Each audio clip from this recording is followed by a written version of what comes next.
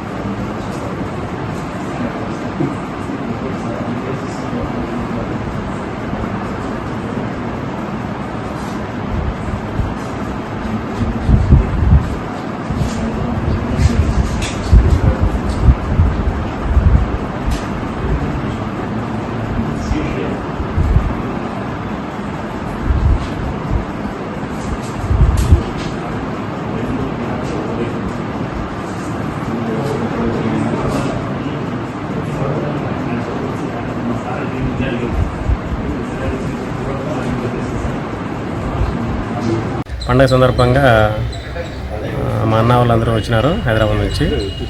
మా స్వగ్రామమైన రూపపల్లికి పండగ చేసుకోవడానికి అటు వెళ్ళింటే మధ్యాహ్నం ఇదే చనువు చూసి కొల్లగొట్టారంతా. విలువైన వస్తువులు అన్నీ మొత్తం చోరీ చేశారు. క్యాష్ రూపంలో దాదాపుగా 8,50,000 సంథింగ్ ఉండింది.